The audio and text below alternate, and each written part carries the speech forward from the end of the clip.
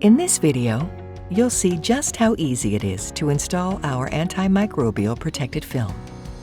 Be sure to start with a clean, dry surface. To install Silver Defender onto a lever handle, first remove the middle liner.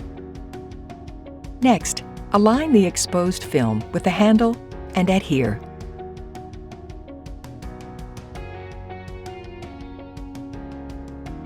Remove the liner from the tail end and adhere, folding the upper half first, then the lower half.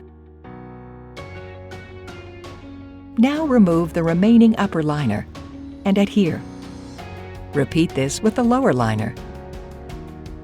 Be sure to press the film hard against the surface to activate the long-lasting bond.